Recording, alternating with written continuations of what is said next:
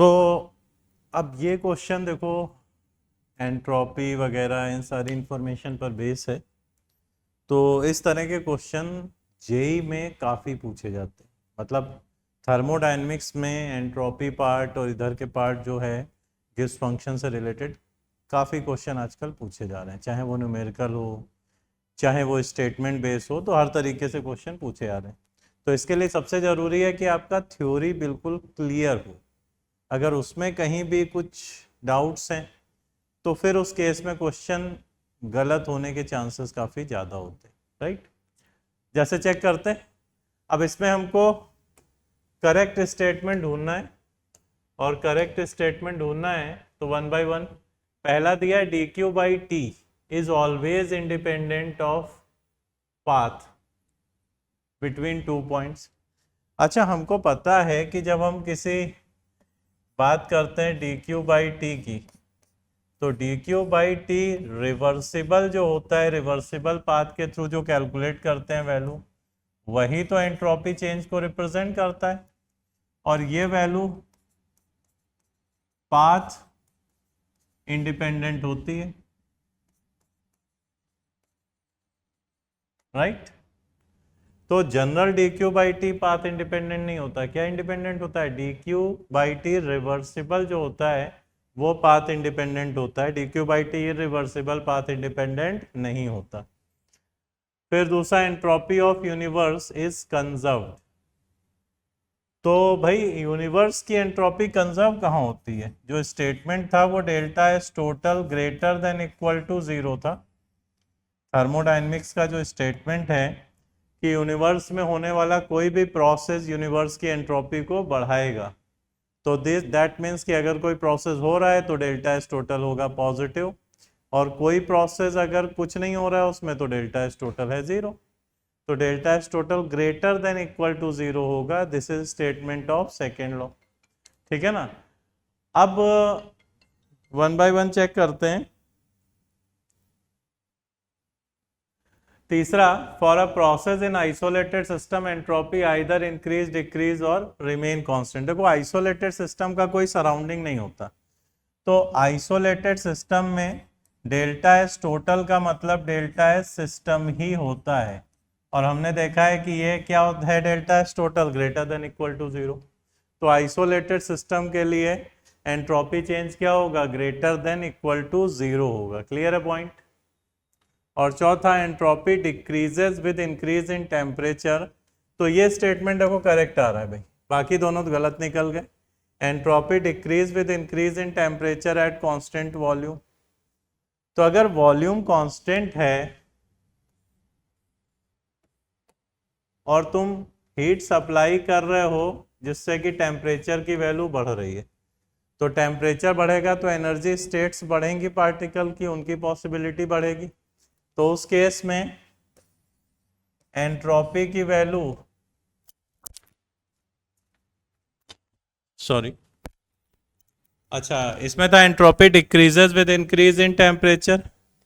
तो टेम्परेचर अगर बढ़ाओगे constant volume पर तो एनर्जी स्टेट बढ़ेंगी, और एनर्जी स्टेट बढ़ेगी तो एंट्रोपी की वैल्यू क्या होगी? इंक्रीज, डिक्रीज नहीं होगी। तो टेम्परेचर अगर बढ़ रहा है वॉल्यूम कांस्टेंट रखते हुए आइडियल गैस का, तो उस कंडीशन में एंट्रोपी की वैल्यू इंक्रीज हो रही। तो ये वाला स्टेटमेंट भी रॉन्ग स्टेटमेंट है। क्लियर है बच्चों?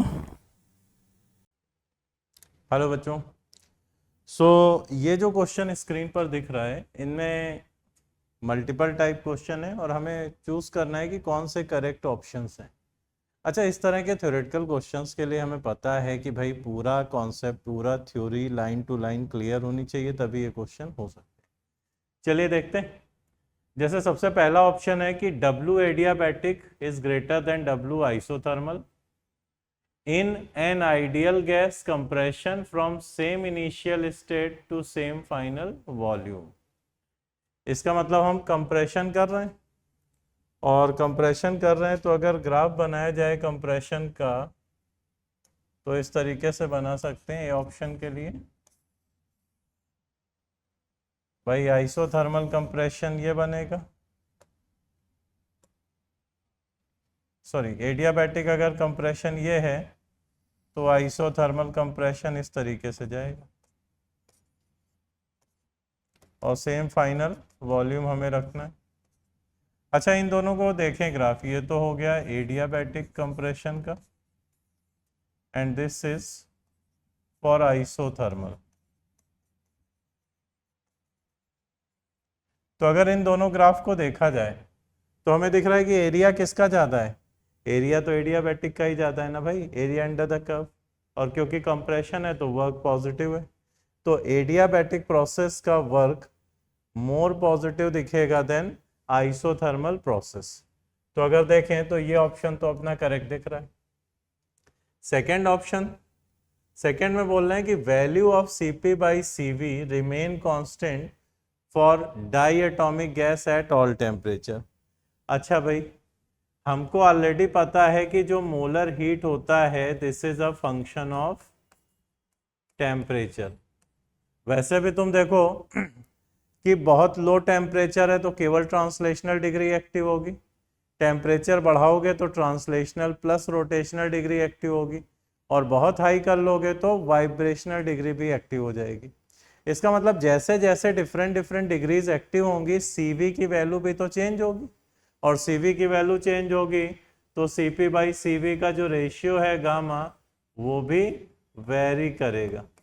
इसका मतलब जैसे जैसे Cv की वैल्यू टेम्परेचर के साथ चेंज होगी गामा भी चेंज होगा। यहाँ बोलना है remain constant at all temperature, तो this is incorrect statement. Clear है पॉइंट।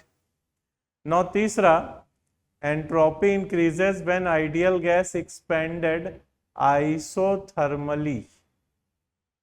भाई अगर आइसोथर्मल प्रोसेस है तो एंट्रोपी इंक्रीज होगी, चेक करते हैं। तो याद करो आइडियल गैस के लिए डेल्टा एस का फार्मूला आइसोथर्मल प्रोसेस का क्या है, NR ln V2 by V1 है कि नहीं ये फार्मूला। और फार्मूला अगर NR ln V2 by V1 है तो उस केस में हमें दिख रहा है क्लियर कि वॉल्यूम बढ़ेगा, तो वॉल्यूम बढ़ने से क्या होगा, V2 बाई V1 का टर्म 1 से बड़ा हो जाएगा और ये वैल्यू कैसी आ जाएगी, पॉजिटिव। और स्टेटमेंट हमसे वही बोल रहा है कि एंट्रोपी की वैल्यू इंक्रीज हो रही, डेल्टा एस पॉजिटिव है। And fourth statement, delta H and delta S for decomposition of MgCO3 are positive. तो चलो चेक करते हैं भाई, अगर डी स्टेटमेंट के लिए चेक करें कि MgCO3 सॉलिड को हीट कर रहे हैं तो ये डिकम्पोज होके MgO सॉलिड दे रहा है प्लस CO2 गैस दे रहा है। अच्छा, हमें पता है जी जो डिकम्पोजिशन वाली रिएक्शन होती है, सब्सटेंस जहां ब्रेक होता है मोर देन वन सब्सटेंस में, तो डिकम्पोजिशन कैसा रहता है हमेशा, डिकम्पोजिशन एंडोथर्मिक नेचर का होता है। और इसमें अगर देखो तो गैस के नंबर ऑफ मोल बढ़ रहे हैं कि नहीं, डेल्टा Ng पॉजिटिव है तो एंट्रोपी भी बढ़ेगी, तो रिएक्शन का एंट्रोपी चेंज भी पॉजिटिव होगा। इसका मतलब जो थर्मल डिकम्पोजिशन मैग्नीशियम कार्बोनेट का है उसके लिए डेल्टा H पॉजिटिव है, डेल्टा S भी पॉजिटिव है। डेल्टा S पॉजिटिव क्यों है, क्योंकि गैस के नंबर ऑफ मोल्स बढ़ रहे हैं। डेल्टा H पॉजिटिव ये एक इंफॉर्मेटिव पार्ट है कि जो डिकम्पोजिशन रिएक्शन होती है उनमें हीट देनी पड़ती है सब्सटेंस को डिकम्पोज कराने के लिए, राइट। तो डी ऑप्शन में दोनों को पॉजिटिव बोला जा रहा था, तो ये डी ऑप्शन भी करेक्ट हमें यहाँ पे दिख रहा है। तो कुल मिला के इस केस में आंसर क्या क्या आ रहा है भाई, आंसर आ रहा है A, C, D। ठीक है बच्चों।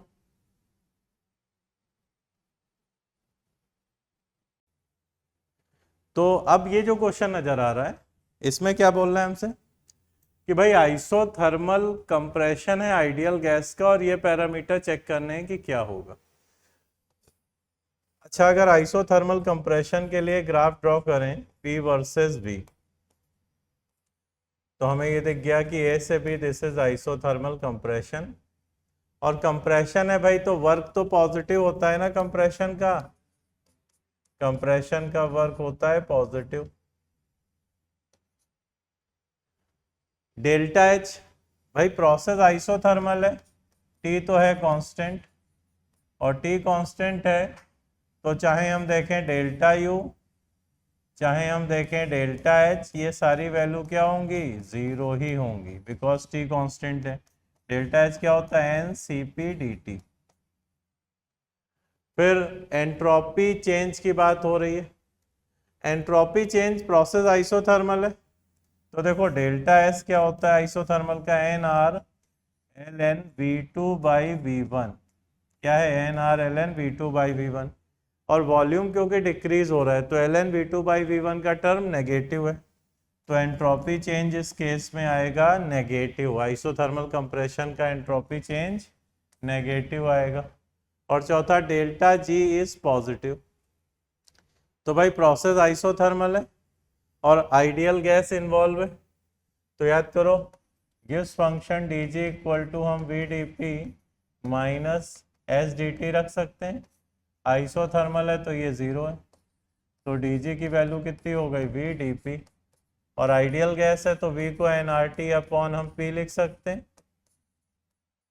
तो इसको इंटीग्रेट करेंगे तो हमारे पास डेल्टा जी आ जाएगा N R T L N P two upon P one. ठीक है, और P two upon P one देखो ये होता है V one upon V two, और कंप्रेशन है तो वी टू तो कम है वी वन से, तो L N V one upon V two कैसा दिखेगा, पॉजिटिव वैल्यू दिखेगा। और पॉजिटिव वैल्यू दिखेगा तो देखो डेल्टा जी इस केस में कैसा नजर आ रहा है, डेल्टा जी इस केस में नजर आ रहा है पॉजिटिव, और यही क्वेश्चन हमसे बोल भी रहा है।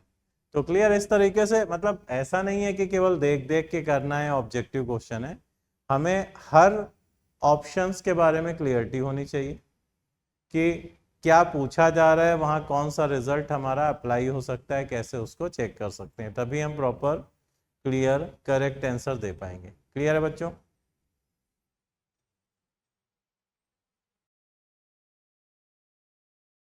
तो ये भी करेक्ट इनकरेक्ट टाइप का क्वेश्चन है, वन बाय वन हमें हर स्टेटमेंट को प्रॉपरली चेक करना पड़ेगा। चेक करते हैं।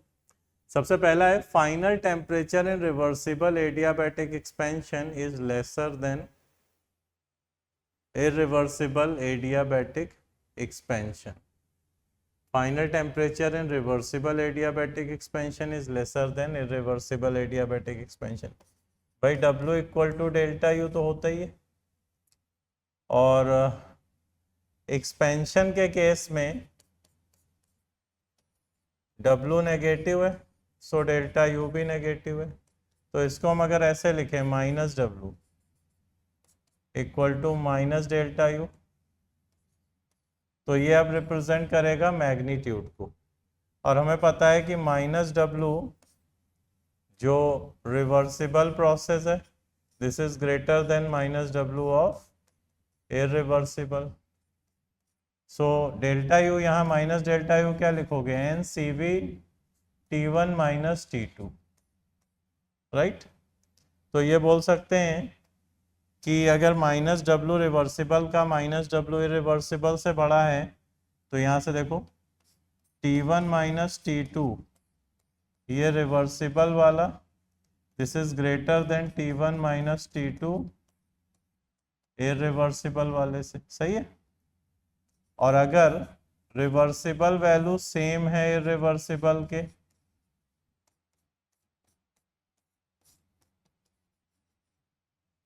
अगर T1 वैल्यू दोनों केसेस में सेम है, चाहे प्रोसेस रिवर्सिबल हो चाहे इरिवर्सिबल, तो T1 माइनस T2 तब बड़ा होगा जब ये T2 रिवर्सिबल वाला छोटा दिखेगा हमें T2 इरिवर्सिबल से। तो ऐसे बोल सकते हैं T2 reversible is less than T2 irreversible.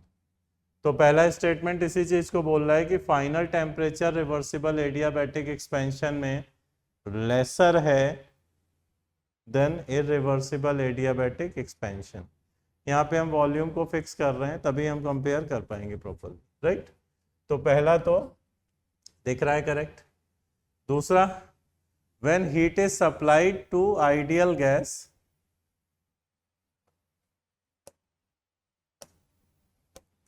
when heat is supplied to an ideal gas in isothermal process, kinetic energy of gas will increase. अरे भाई काइनेटिक एनर्जी जो है ये तो क्या होता है, this is function of temperature. तो अगर टेम्परेचर ही कांस्टेंट है तो उस केस में काइनेटिक एनर्जी क्या वेरी करेगी, काइनेटिक एनर्जी नहीं वेरी करेगी, ठीक है ना, क्योंकि this is a function of temperature. तीसरा option, when an ideal gas is subjected to adiabatic expansion it get cooled. भाई देखो, एडियाबैटिक एक्सपेंशन करा रहे हो तो W equal to delta U तो होता ही है, और एक्सपेंशन के केस में W नेगेटिव है तो डेल्टा यू भी नेगेटिव होगा। डेल्टा यू नेगेटिव का मतलब T2 जो है वो लेस देन T1 आएगा, सीधी सी बात। इसका मतलब एक्सपेंशन जब एडियाबैटिकली कराएंगे तो टेम्परेचर की वैल्यू क्या होगी, डिक्रीज। तो ये ऑप्शन करेक्ट दिख रहा है। चौथा, entropy increases in atomization of dinitrogen. इसका मतलब यह है कि N2 गैस थी, इसको हम 2N गैस में बदल रहे हैं। अब भाई N2 गैस को अगर 2N गैस में बदलोगे तो गैस के नंबर ऑफ मोल तो बढ़ जाएंगे ना, और गैस के नंबर ऑफ मोल बढ़ जाएंगे तो डेल्टा एस को हम बोल सकते हैं पॉजिटिव। तो एंट्रोपी इस केस में क्या होगी, इंक्रीज। तो करेक्ट आंसर्स क्या क्या है इस केस में, A, C, D। क्लियर है पॉइंट। तो एक एक चीज हमें बड़ा प्रॉपर तरीके से चेकिंग करनी पड़ेगी, तब जाके हम एक्यूरेट फाइंड कर पाएंगे विच वन इज करेक्ट।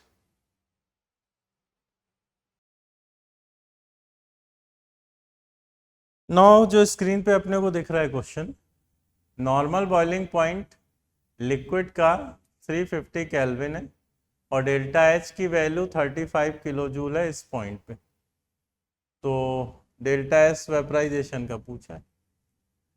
तो भाई एक चीज देखो, नॉर्मल बॉइलिंग पॉइंट पर अगर हम देखें तो डेल्टा एस वेपराइजेशन हमको दिखेगा delta H vaporisation upon T boiling point.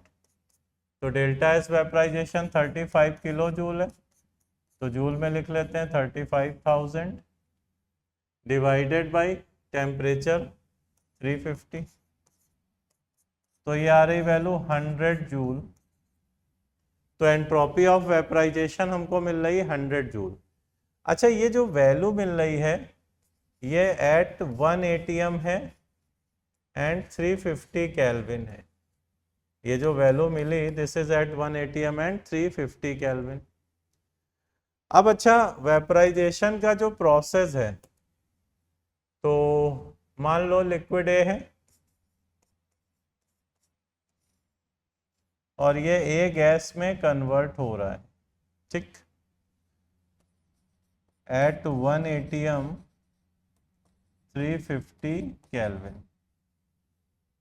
तो अब इसमें एक चीज देखो कि अगर मान लो इस रिएक्शन में हम प्रेशर बढ़ाएंगे, इस रिएक्शन में हम प्रेशर बढ़ाएंगे, तो प्रेशर बढ़ाने पे रिएक्शन किधर जाएगी, प्रेशर बढ़ाओगे, लीच एटलीस्ट प्रिंसिपल लगाओ, तो इक्विलिब्रियम से रिएक्शन बैक जाएगी कि नहीं, क्योंकि बॉइलिंग पॉइंट तो क्या है, इक्विलिब्रियम पॉइंट है। प्रेशर बढ़ाओगे तो रिएक्शन बैक जाएगी, और रिएक्शन बैक जाएगी इसका मतलब गैस कम होगी लिक्विड बढ़ेगा, और गैस कम होगी लिक्विड बढ़ेगा, तो जो डेल्टा एस की वैल्यू है उस केस में कम हो जाएगी ना भाई 100 से। जब तुम प्रेशर बढ़ाओगे तो रिएक्शन जाएगी बैक, बैक जाने का मतलब लिक्विड के मोल बढ़ रहे हैं, गैस के मोल कम हो रहे हैं।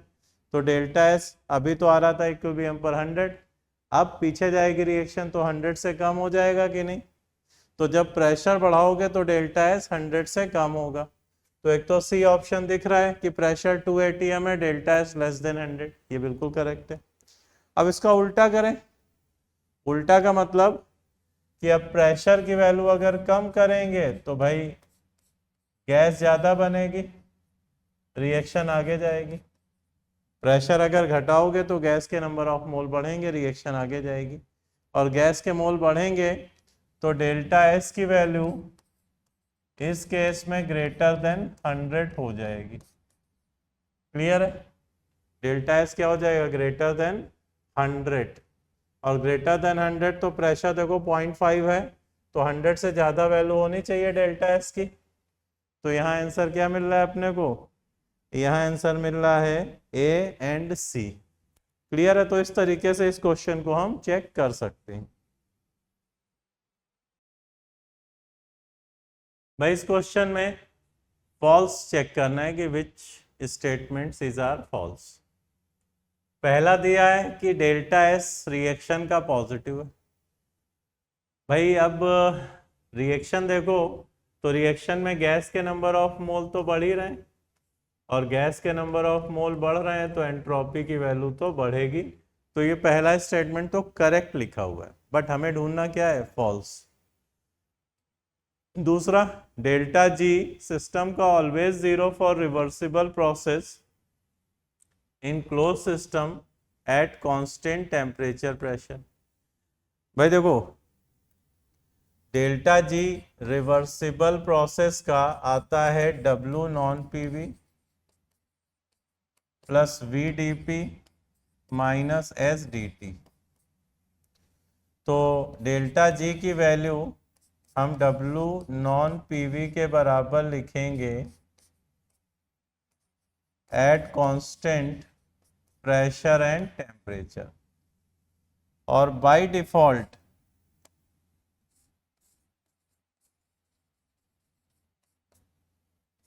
हम W नॉन पीवी को 0 मान के चलते हैं। जब तक कि हमें कोई इंफॉर्मेशन ना दिया जाए तब तक default work non PV work हम क्या मानते हैं? 0। इसलिए हम बोल सकते हैं कि भाई delta G constant temperature pressure पर रिवर्सिबल प्रोसेस के लिए 0 होगा।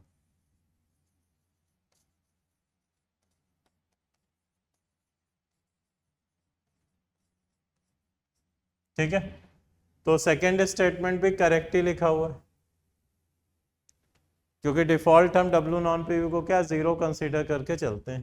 तीसरा, delta G naught for an ideal gas is function of temperature and pressure. भाई देखो डेल्टा जी नॉट जो है this is minus R T L N K, और के भी इक्विलिब्रियम कांस्टेंट भी किसका फंक्शन है? टेम्परेचर का, और स्टार्टिंग में ये टी और है, तो इसका मतलब this is a function of temperature only.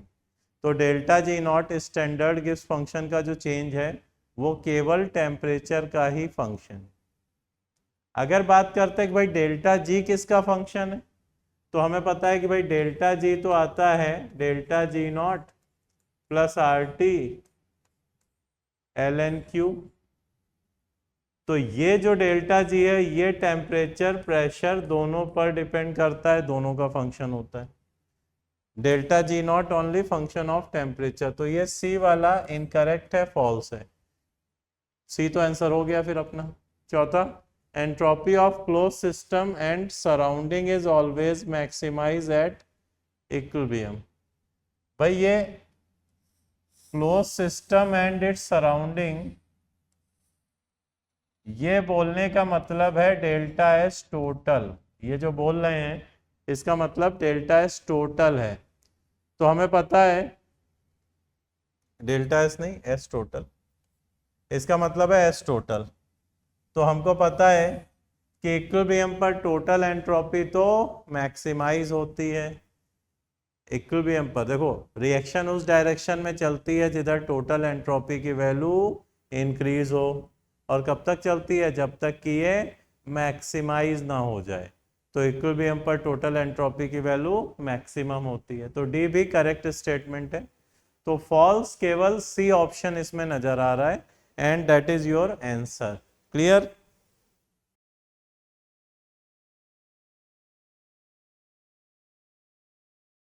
भाई ये जो क्वेश्चन दिख रहा है करेक्ट स्टेटमेंट बेस्ड है। देखो थर्मोडायनेमिक्स में बड़ा ध्यान रखना है कि थ्योरेटिकल क्वेश्चन बहुत सारे पूछ लिए जाते हैं इस तरह के, और उसके लिए एक एक पॉइंट की क्लियरिटी बहुत ही इंपॉर्टेंट पार्ट है। लो चेक करते हैं इसको। करेक्ट स्टेटमेंट्स, पहला बोलना है phase transformation of liquid water at 1 atm 373 kelvin to water vapour delta G will be 0। भाई अगर फेस ट्रांसफॉर्मेशन की बात करें तो देखो फेस डायग्राम जैसे हम बनाते हैं वाटर के लिए, तो ये जो ओ ए वाला ग्राफ है, ओ ए वाला ग्राफ क्या, liquid gas equilibrium, liquid vapour equilibrium को रिप्रेजेंट करता है। और वाटर के लिए जो 1 एटीएम वाला पॉइंट है 373, 1 एटीएम एंड 373 केल्विन, वो इस ग्राफ पर ही मिलता है। तो ग्राफ पर कोई भी पॉइंट हो, उस हर पॉइंट पे प्रोसेस हमेशा कैसा रहेगा, रिवर्सिबल। ठीक है ना। तो ग्राफ का कोई भी पॉइंट हो प्रेशर टेम्परेचर वाला, उस पर हमेशा फेज ट्रांजिशन कैसा दिखेगा, रिवर्सिबल दिखेगा। अदर पार्ट में अगर जाएंगे तो वहां फेज ट्रांजिशन इरिवर्सिबल होगा, बट ग्राफ पर कैसा दिखेगा, रिवर्सिबल दिखेगा फेज ट्रांजिशन। ठीक है। नाउ पहला स्टेटमेंट तो दिख रहा है भाई करेक्ट है। दूसरा, two solid block of same material and same mass having different temperature kept in isolated system, then entropy of system must increase। तो जैसे B की बात करें तो देखो ये एक आइसोलेटेड सिस्टम है। अब आइसोलेटेड सिस्टम में अगर हमने दो ब्लॉक रखे हुए हैं T1 और T2 टेम्परेचर पर, तो भाई हीट तो ट्रांसफर होगी हाई टेम्परेचर से लो टेम्परेचर की तरफ। मान लो T2 बड़ा है तो हीट T2 से T1 की तरफ ट्रांसफर होगी, और फाइनली ये सब एक कॉमन टेम्परेचर पे आ जाएंगे। तो फाइनली मान लो इनका टेम्परेचर आ गया कॉमन T। ठीक। अब ये जो हीट ट्रांसफर का प्रोसेस है तो ये स्पॉन्टेनियस। अब क्योंकि सिस्टम आइसोलेटेड है तो डेल्टा एस सराउंडिंग तो है 0, और हमें पता है कि कोई भी प्रोसेस अगर स्पॉन्टेनियस है तो डेल्टा एस टोटल पॉजिटिव आना चाहिए। अब डेल्टा एस टोटल पॉजिटिव आना चाहिए, डेल्टा एस सराउंडिंग 0 है, इसका मतलब डेल्टा एस सिस्टम पॉजिटिव होगा कि नहीं। तो दो सॉलिड ब्लॉक अगर सेम मटेरियल एंड सेम मास के रखे गए हैं डिफरेंट टेम्परेचर पे, तो इनमें हीट एक्सचेंज का जो प्रोसेस है that process is spontaneous. Clear है भाई यहां से। नाउ तीसरा option, intensive properties are not additive while extensive are additive. ये तो बड़ा कॉमन स्टेटमेंट है कि भाई हम दो इंटेंसिव प्रॉपर्टी को जोड़ नहीं सकते, लेकिन दो एक्सटेंसिव प्रॉपर्टी को ऐड किया जा सकता है। इंटेंसिव प्रॉपर्टी एडिटिव नहीं होती, जबकि एक्सटेंसिव प्रॉपर्टी एडिटिव नेचर की होती हैं। Right. Next, D statement, no cyclic process is possible in which the sole result is absorption of heat from hot reservoir and is complete conversion into work. ठीक है भाई, ये second law का ही statement है कि इस तरह का कोई भी साइक्लिक प्रोसेस पॉसिबल नहीं है जिसमें हम एब्जॉर्ब हीट को कंप्लीटली वर्क में कन्वर्ट कर पाए। This is statement of second law. ऐसा कोई भी प्रोसेस नहीं पॉसिबल है जिसमें एब्जॉर्ब हीट को कंप्लीटली वर्क में कन्वर्ट कर पाए। हीट का कुछ ना कुछ पार्ट हमेशा रिजेक्ट होता है to a low temperature object that is called as sink. याद आया स्टेटमेंट। तो ये स्टेटमेंट भी करेक्ट है। तो इस केस में आंसर मिल रहा है ए, बी, सी एंड डी। ये जो क्वेश्चन स्क्रीन पर दिख रहा है न्यूमेरिकल है, और इसमें NH4HS सॉलिड है जो बना रहा है ammonia gas plus H2S gas, ये बन रहा है। ठीक है भाई। अब तुम देखो इसका 1 मोल अगर डिकम्पोज होगा तो इसका 1 मोल बनेगा। तो अगर इसके डिकम्पोजिशन से इसका प्रेशर P आ रहा है तो इसका भी प्रेशर P आएगा। इसका मतलब P टोटल 2P के बराबर होगा। और तुमको क्वेश्चन में दिया है कि P टोटल कितना आ रहा है, X बार आ रहा है। इसका मतलब P की वैल्यू आ रही है X/2 बार, और Px/2 बार है। तो हमें चाहिए इस रिएक्शन में क्या, डेल्टा G0। तो डेल्टा G0 जो है this is -RT ln K। तो minus R T L N X by two, pressure P है तो P का स्क्वायर P इंटू पी, तो x बाई टू का स्क्वायर आएगा। तो 2 का टर्म तो हम बाहर ले लेंगे, और 2 का टर्म बाहर ले लेंगे तो minus two R T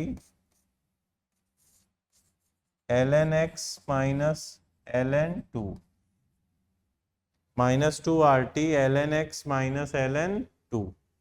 clear है? तो इस तरीके से हम इसमें आगे बढ़ सकते हैं। कोई कंफ्यूजन किसी का? राइट? तो इसका आंसर कौन सा लग रहा है अभी? Minus two R T L N X minus L N two, तो ये तो सी ऑप्शन नजर आ रहा है। क्लियर?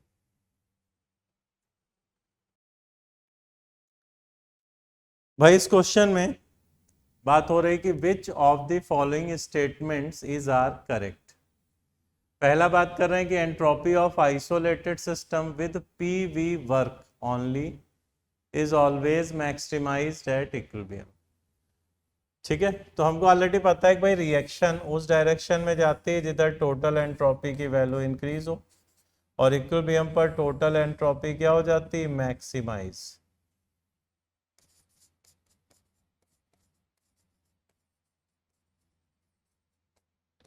तो टोटल एंट्रोपी की वैल्यू इक्विलिब्रियम पर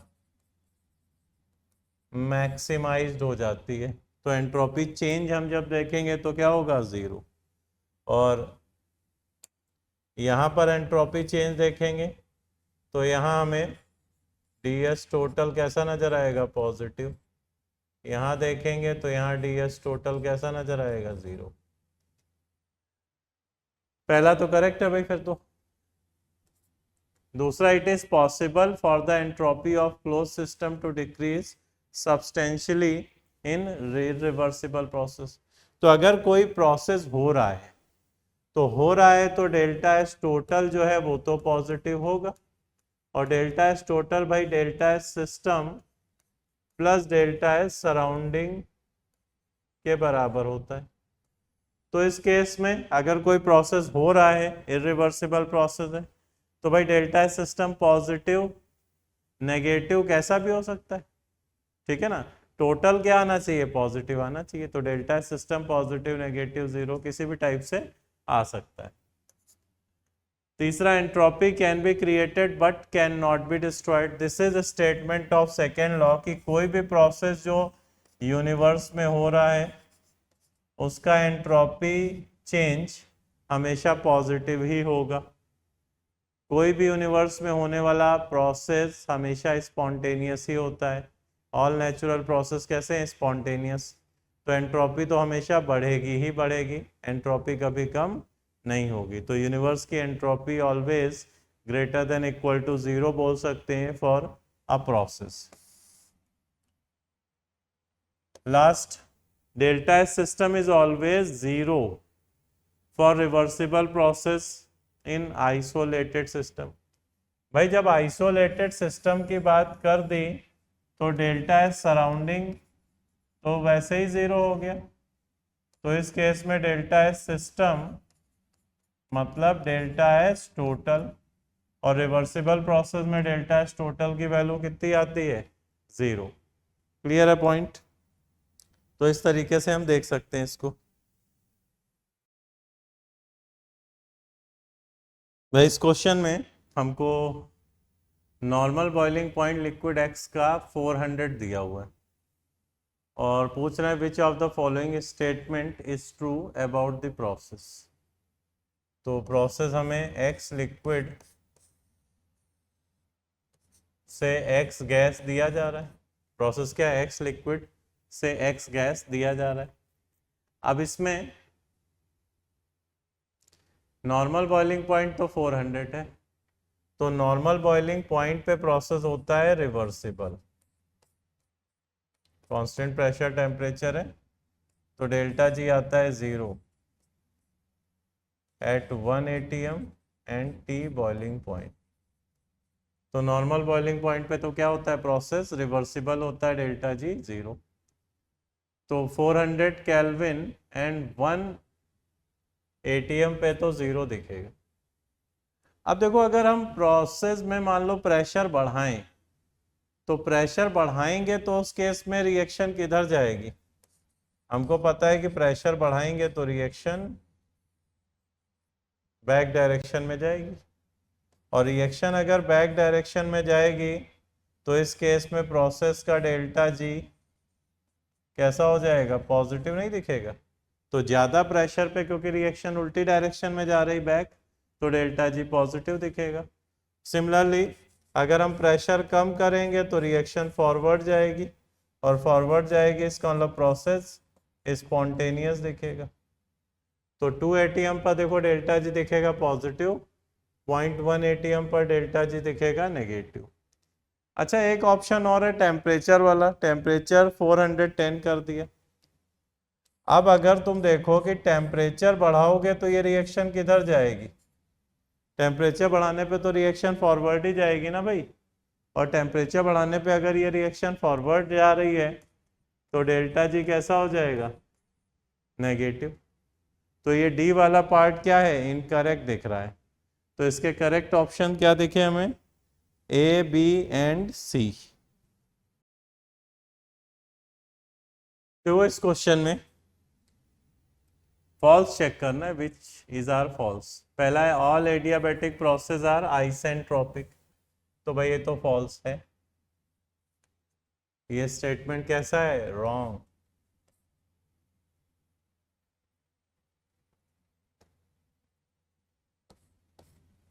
क्योंकि ऑल नहीं होते,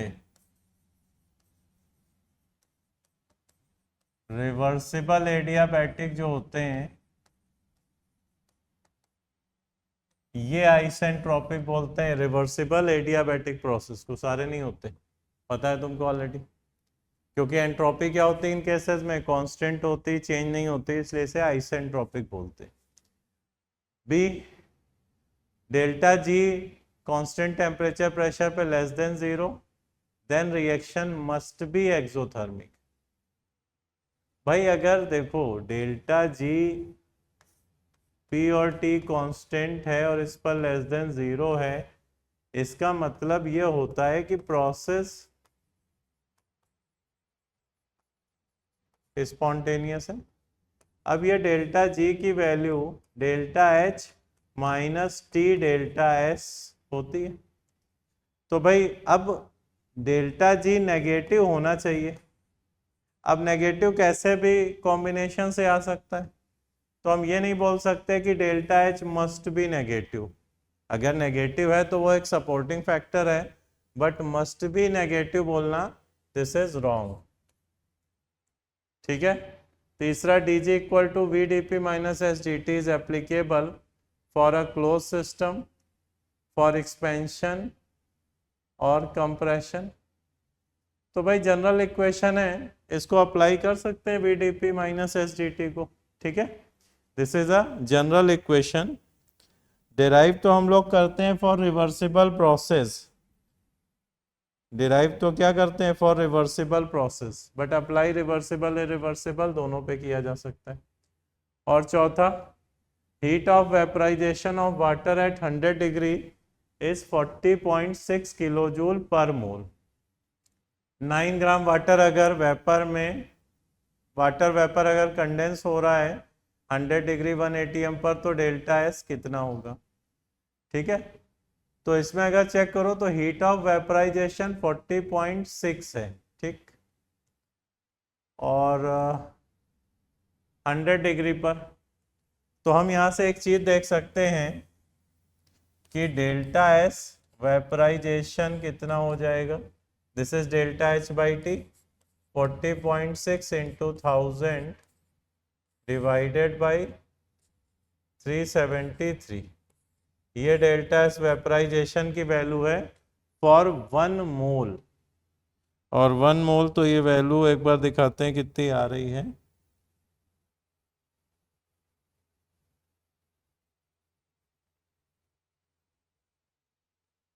ये 108 लगभग आ रही है।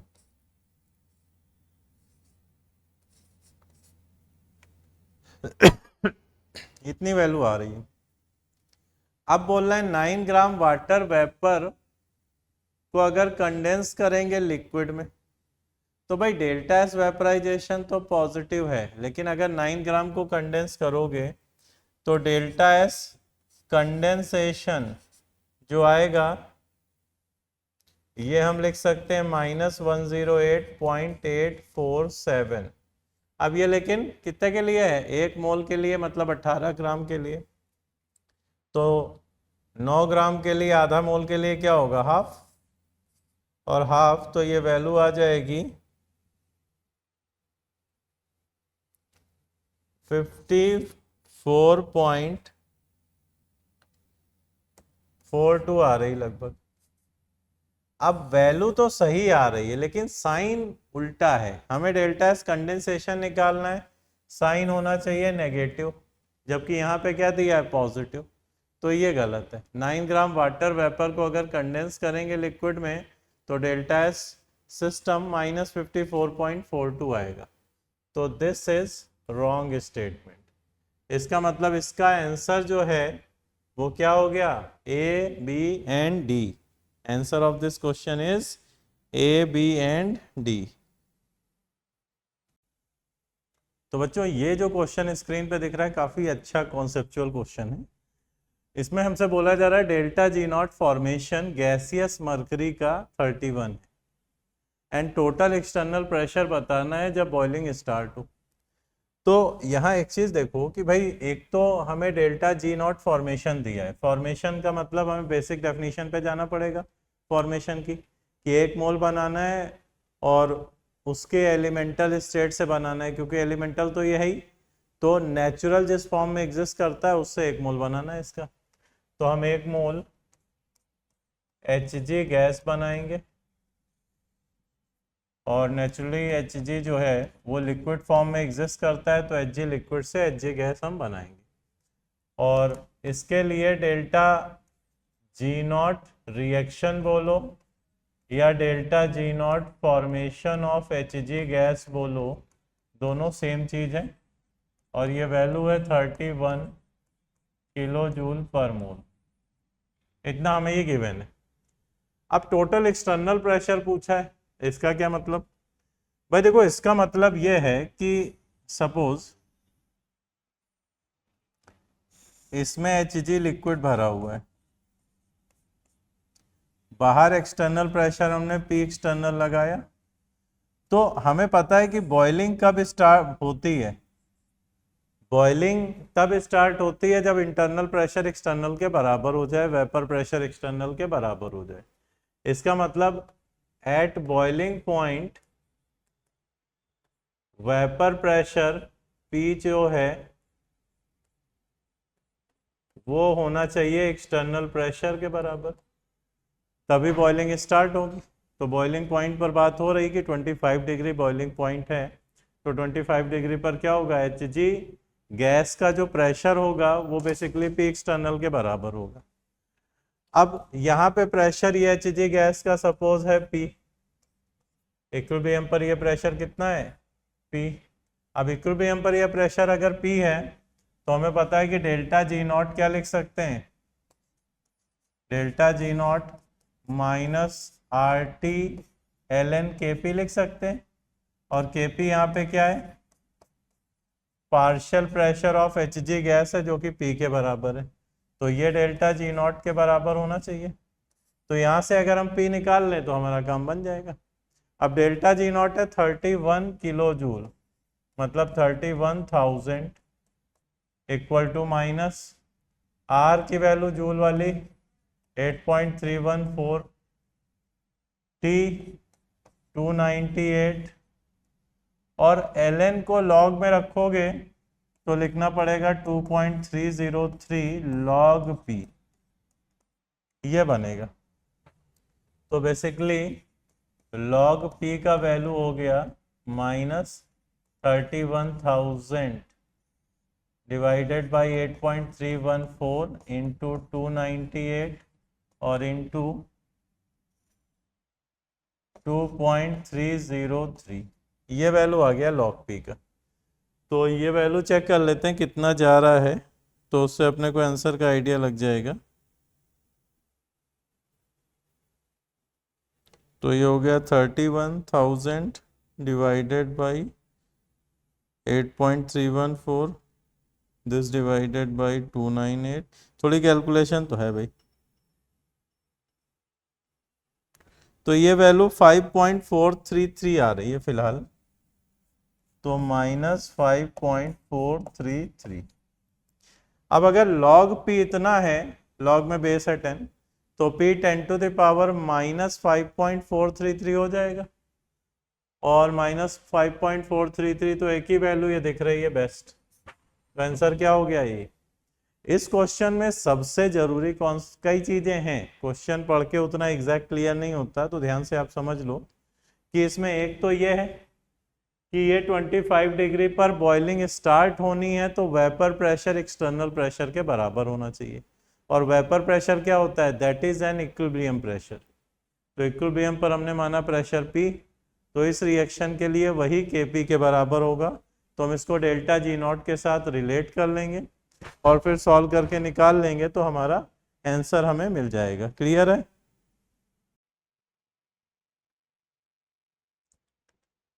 सो बच्चों, ये जो क्वेश्चन दिख रहा है स्क्रीन पर, इसमें हमें इनकरेक्ट स्टेटमेंट फाइंड करना है। सबसे पहले तो भाई जो तुमको करेक्ट इनकरेक्ट लिखा है एग्जैक्ट अंडरलाइन करो, क्योंकि इसमें बड़ी गड़बड़ हो जाती है बच्चों से फाइंडिंग में।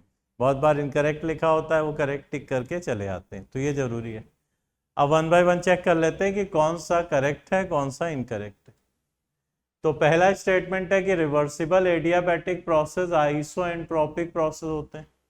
तो भाई हमारे पास इंफॉर्मेशन है कि रिवर्सिबल एडियाबैटिक प्रोसेस में डेल्टा एस सिस्टम भी 0 होता है, डेल्टा एस सराउंडिंग भी 0 होता है। इसका मतलब एंट्रोपी कैसी रहती है, एंट्रोपी चेंज नहीं होती बल्कि कांस्टेंट बनी रहती है।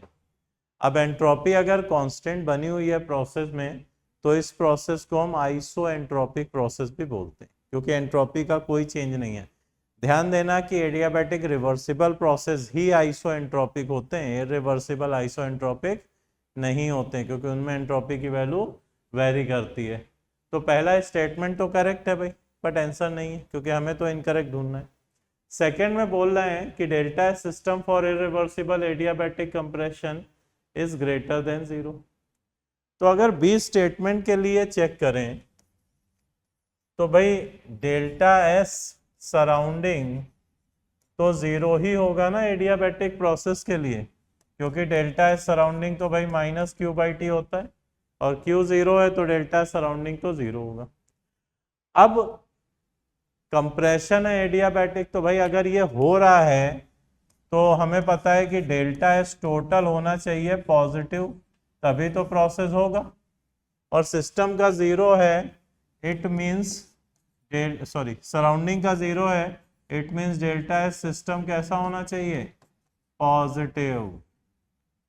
डेल्टा एस सिस्टम अगर पॉजिटिव है तभी ये प्रोसेस पॉसिबल है, ठीक है ना। तो इरिवर्सिबल एडियाबैटिक कंप्रेशन प्रोसेस हो रहा है, तो इसके लिए क्या होगा, डेल्टा एस सराउंडिंग 0 है तो सिस्टम पॉजिटिव होगा, तभी प्रोसेस फिजिबल है। तो डेल्टा एस सिस्टम पॉजिटिव होगा, तो ये भी करेक्ट है। तीसरा, delta S system for free expansion is 0। भाई फ्री एक्सपेंशन में पी एक्सटर्नल 0 है, प्रोसेस इरिवर्सिबल होता है ये।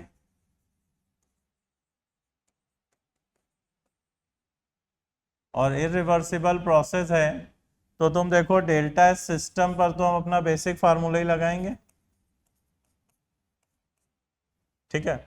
अब इसमें तुम ऐसे सोच सकते हो, सपोज आइडियल गैस है, तो आइडियल गैस में NCV ln T2/T1 plus NR ln V2/V1, तो वॉल्यूम तो इंक्रीज होता है, तो ये टर्म आता है पॉजिटिव, और इस टर्म में कोई चेंज होता नहीं आइडियल गैस के केस में, तो ये टर्म कैसा है, 0।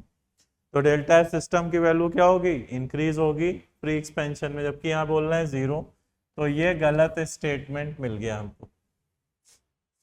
फ्री एक्सपेंशन एक इरिवर्सिबल प्रोसेस है।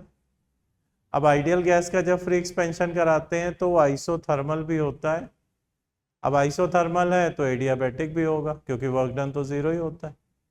तो एक्सपेंड अगर फ्रीली हो रहा है सब्सटेंस, तो पार्टिकल के बीच की डिस्टेंस बढ़ेगी, डिसऑर्डर बढ़ेगा। Last statement D, delta surrounding for irreversible isothermal compression is greater then 0। अब अगर डी स्टेटमेंट चेक करना है, इरिवर्सिबल आइसोथर्मल कंप्रेशन, तो ऐसे देखो कि अगर ये हो रहा है प्रोसेस तो delta S total greater then 0 होना चाहिए। और आइसोथर्मल प्रोसेस में delta S system NRln V2 by V1 लिख सकते हो। और ये वैल्यू तो नेगेटिव है भाई, ये वैल्यू नेगेटिव है और चाहिए हमें डेल्टा एस टोटल पॉजिटिव, क्योंकि तभी प्रोसेस होगा। तो ये पॉजिटिव कैसे बनेगा? जब डेल्टा एस सराउंडिंग पॉजिटिव हो तब बनेगा। दूसरे तरीके से भी देख सकते हैं कि आइसोथर्मल प्रोसेस है, डेल्टा यू तो 0 हो गया आइडियल गैस के लिए, Q हो गया -W के बराबर, और कंप्रेशन का W होता है पॉजिटिव, और W पॉजिटिव होता है तो Q नेगेटिव होगा, और Q नेगेटिव होगा तो डेल्टा सराउंडिंग -Q/T लिख सकते हैं। तो अपने आप ही ये पॉजिटिव वैल्यू तो आएगी, ठीक है ना। तो डेल्टा सराउंडिंग पॉजिटिव होना है किस केस में? इरिवर्सिबल आइसोथर्मल कंप्रेशन के केस में। क्लियर है पॉइंट? तो ये स्टेटमेंट वाले क्वेश्चन काफी कॉन्सेप्चुअल है, बहुत ही ध्यान से करने हैं हमको, राइट।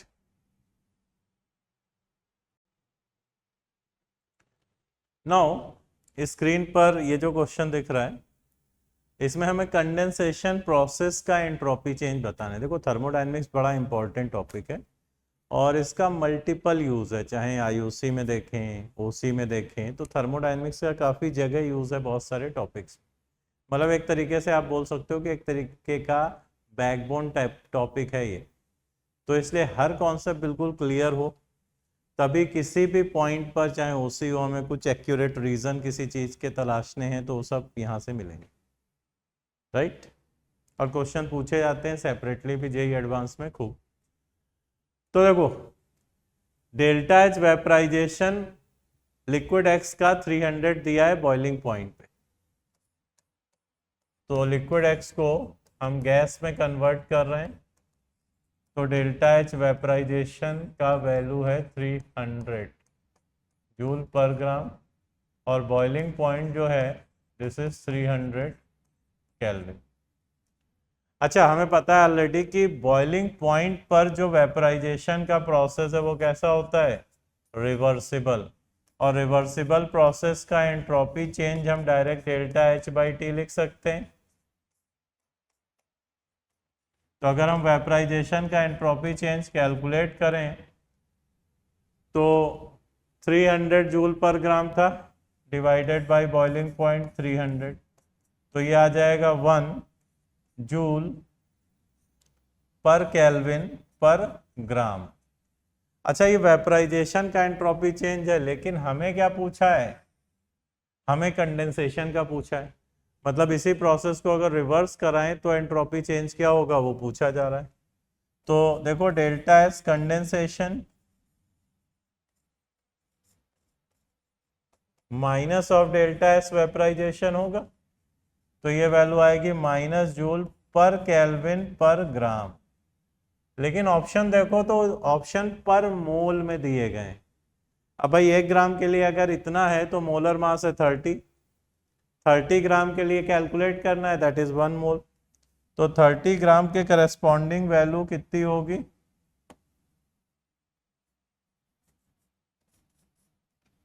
ये हो जाएगी -30 जूल पर केल्विन पर मोल। तो आंसर हो गया -30 जूल पर केल्विन पर मोल। कौन सा ऑप्शन लग रहा है भाई? तो ये आंसर दिख रहा है सी ऑप्शन। क्लियर है पॉइंट? हाँ, इसमें गड़बड़ क्या होती है कि जल्दबाजी में हम लोग वेपराइजेशन का एंट्रोपी चेंज निकाल देते हैं और आंसर ए मार्क कर देते हैं, जबकि प्रोसेस है कंडेंसेशन का, जस्ट रिवर्स प्रोसेस। तो वेपराइजेशन का जो एंट्रोपी चेंज होगा कंडेंसेशन में उसका अपोजिट साइन ही आएगा, negative value of entropy change होगा। क्लियर है? ये तो आसान क्वेश्चन था, ये कोई कठिन ज्यादा नहीं है क्वेश्चन। भाई ये प्रोसेस हमें दिया है कि फेरिक ऑक्साइड का हम रिडक्शन कर रहे हैं और रिडक्शन का डेल्टा एच माइनस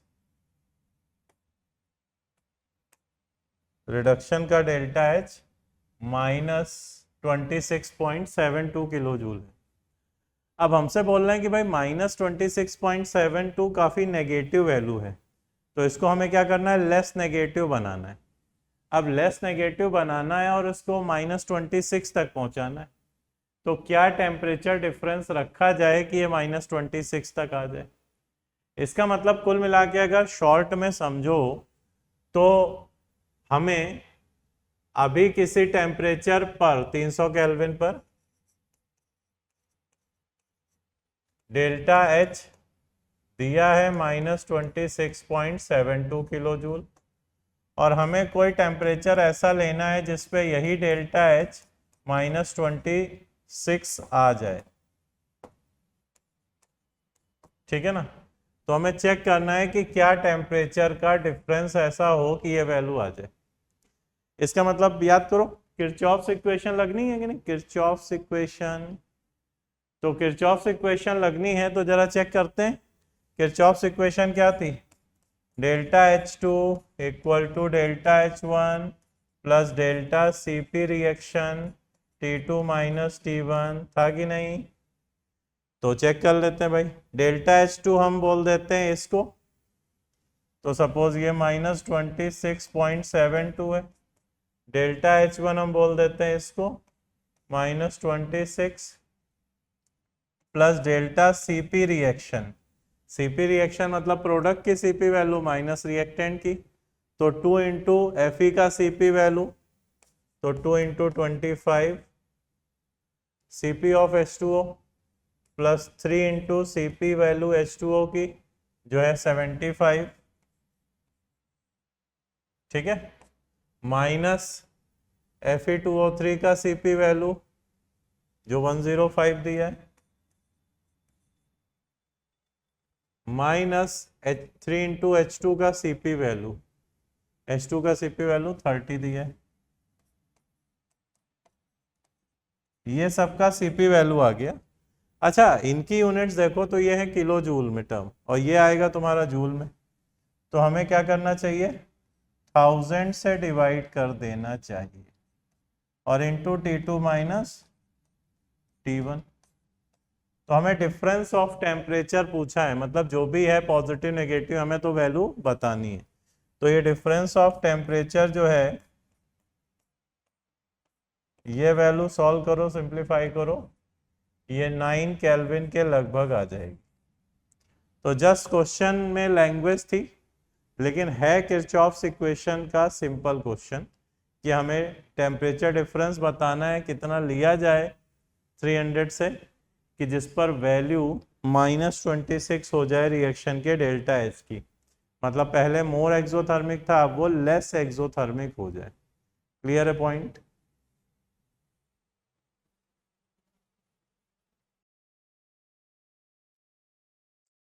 भाई क्वेश्चन जो है स्क्रीन पर, इसमें हमें एंथैल्पी चेंज किसी रिएक्शन का 298 केल्विन पर -x दिया हुआ है जूल पर मोल।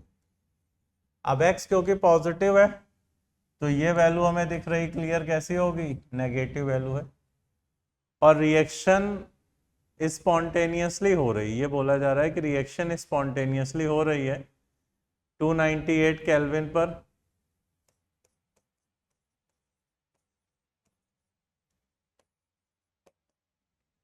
तो entropy change at that temperature पर क्या होगा।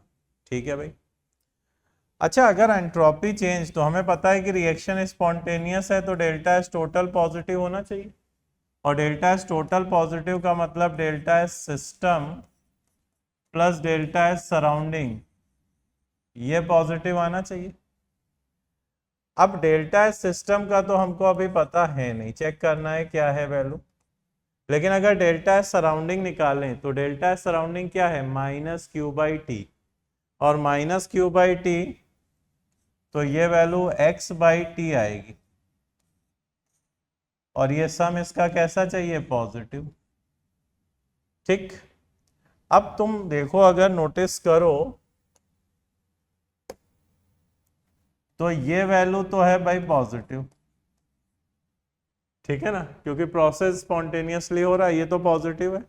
अब डेल्टा सिस्टम पॉजिटिव भी हो सकता है, नेगेटिव भी हो सकता है। भाई पॉजिटिव है तो आएगा ओवरऑल पॉजिटिव, लेकिन अगर नेगेटिव है तो क्या होगा?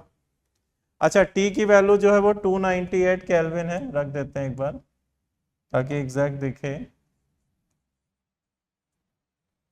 तो देखो, डेल्टा एस सिस्टम अगर पॉजिटिव है तब तो अच्छी बात है, लेकिन अगर नेगेटिव है तो नेगेटिव में ये वैल्यू x/298 से ज्यादा नेगेटिव नहीं हो सकती ना, x/298 से ज्यादा नेगेटिव नहीं हो सकती।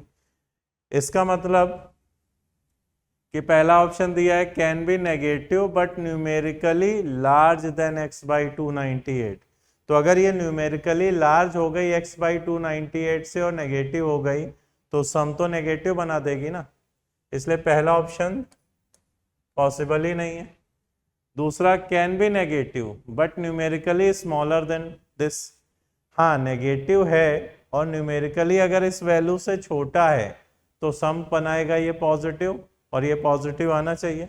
तो ये सेकंड ऑप्शन तुम्हें करेक्ट दिख रहा है। तीसरा बोलना है can not be negative, can not be positive, तो हमें पता है भाई पॉजिटिव भी हो सकती है, नेगेटिव भी हो सकती है। तो बेस्ट ऑप्शन कौन दिख रहा है? बेस्ट ऑप्शन हमें बी दिख रहा है। Correct option in this case is B. Spontaneity की जो कंडीशन है, क्वेश्चन मेनली उस पर बेस है। तो कई तरह के क्वेश्चन ऐसे आते रहते हैं, तो इसका बड़ा ध्यान रखना है कि स्पॉन्टेनिटी की कंडीशन क्या है, उसके हिसाब से हम कैसे जज करें कि सिस्टम की एंट्रोपी कैसी जाएगी।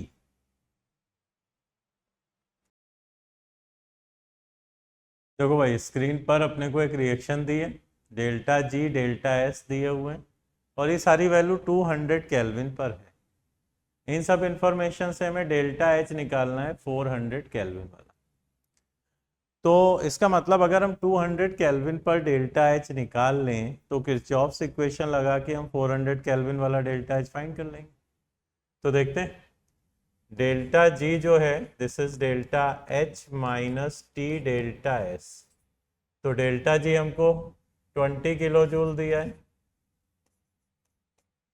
डेल्टा एच हमें निकालना है, टी है 200 केल्विन और डेल्टा एस है -20 जूल। तो 1000 से भाई डिवाइड कर दिया जाए तो ये भी किलो जूल में हो जाएगा। तो ये 3 जीरो गए, ये माइनस, ये +4 आ रहा है, -2 इधर था बाकी इधर था, +4 +4 इधर जाएगा तो माइनस आएगा, तो डेल्टा एच आ जाएगा 16 किलो जूल। ये वैल्यू आ रही है 200 केल्विन पे। अब हमें चाहिए 400 पे, तो डेल्टा एच हमें 400 पे चाहिए, डेल्टा एच 200 पे हमारे पास है, plus delta CP reaction T2 minus T1, यही तो होती है किरचॉफ्स इक्वेशन। तो डेल्टा सीपी रिएक्शन कितना है 20 joule into T2 minus T1, ये है 200। अच्छा, ये जूल वाली वैल्यू है, 1000 से डिवाइड करेंगे तो ये भी किलो जूल में आ जाएगी, तो ये आ रहा है 20। तो यहाँ पर हमने कुल मिला के किरचॉफ्स इक्वेशन लगाई है। 400 पे ये चाहिए था, 200 वाला वैल्यू हमें पता है,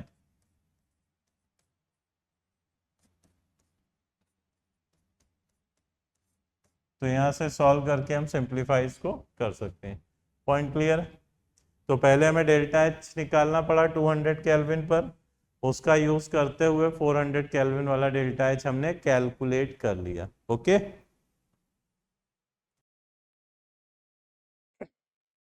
भाई जो स्क्रीन पे क्वेश्चन दिख रहा है 298 केल्विन पर हमें डेल्टा एच दिया है, डेल्टा जी दिया है, और हमें additional non PV work estimate करना है कि कितना है 310 केल्विन पे। तो हमें पता है कि भाई डेल्टा जी जो है वो नॉन पीवी वर्क को रिप्रेजेंट करता है कि नहीं। कांस्टेंट टेम्परेचर प्रेशर कंडीशन में कोई रिवर्सिबल है प्रोसेस, तो उसमें डेल्टा जी की वैल्यू क्या करती है, नॉन पीवी वर्क को रिप्रेजेंट। तो अभी नॉन पीवी वर्क हो रहा है ये 6333। अगर 310 पे कराते हैं तो कितना और एक्स्ट्रा वर्क होगा, ये डिफरेंस हमें पता लगाना है। तो ठीक है, अभी नॉन पीवी वर्क मतलब डेल्टा जी 298 केल्विन पर अपने पास है -6333 किलो जूल। पहला काम करते हैं कि डेल्टा जी हम पता लगाएं 310 पे। अब 310 पे पता लगाएं, डेल्टा सीपी रिएक्शन दिया है 0। इसका क्या मतलब? इसका मतलब ये है कि टेम्परेचर बदलने के साथ एंट्रोपी चेंज भी रिएक्शन में जो हो रहा है उस पर कोई फर्क नहीं पड़ेगा, एंथैल्पी चेंज जो रिएक्शन में हो रहा है उस पर भी कोई फर्क नहीं पड़ेगा। इसका मतलब जो वैल्यू 300 केल्विन पे या 298 केल्विन पर है वही सेम वैल्यू डेल्टा एच और डेल्टा एस की 310 पे भी रहेंगी। तो हम पहले डेल्टा जी की मदद से डेल्टा एस जो मिसिंग है यहाँ पे वो निकालते हैं। तो delta G equal to delta H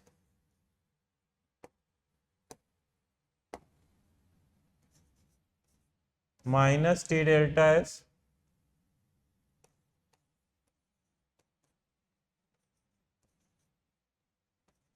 तो ये हमारे पास डेल्टा एस की वैल्यू आ जाएगी। देखते हैं कितनी आ रही।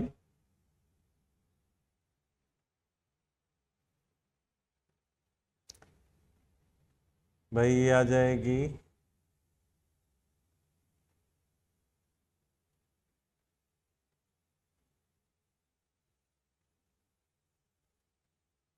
2।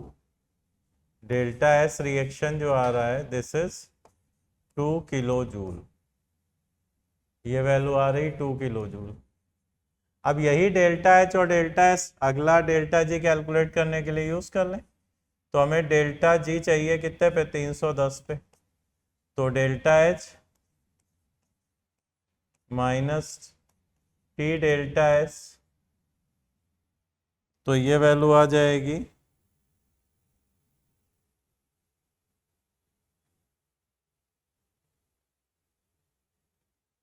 6357।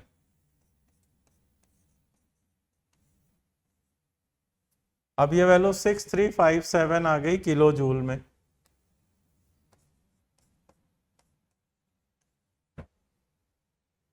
तो अब पूछा जा रहा है estimate additional non P work that is obtained. तो एडिशनल नॉन पी वर्क जो मिला वो हम ऐसे बोल सकते हैं डेल्टा जी 310 माइनस डेल्टा जी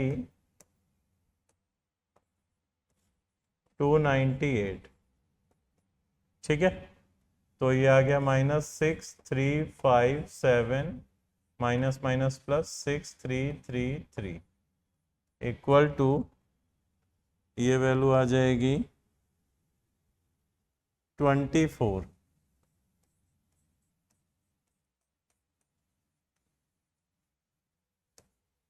मतलब हमें इतना एडिशनल नॉन पी वर्क मिलेगा अगर टेम्परेचर हम 298 की जगह 310 केल्विन पर रिएक्शन कराएं, तो इतना एक्स्ट्रा नॉन पी वर्क हमें और मिलेगा। ठीक है ना, यही क्वेश्चन में हमसे पूछा भी गया है। क्लियर है? क्वेश्चन का थ्योरी पार्ट समझना बड़ा जरूरी है, बाकी सॉल्व तो आसानी से हो ही जा रहा है।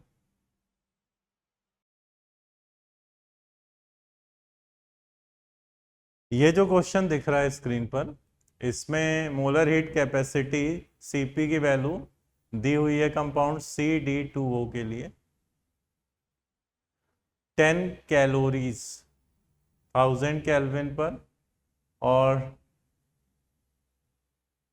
चेंज इन एंट्रोपी बताना है कि जब इसको हम कूल कर रहे हैं 32 ग्राम CD2O को और 1000 केल्विन से 100 कांस्टेंट प्रेशर पे।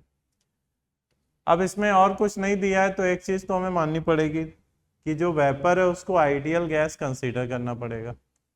दूसरा जो सीपी की वैल्यू है उसके बारे में भी हम कुछ नहीं बोल सकते क्योंकि ऐसा कोई रिलेशन नहीं दिया है कि वो टेम्परेचर पर कैसे डिपेंड कर रहा है।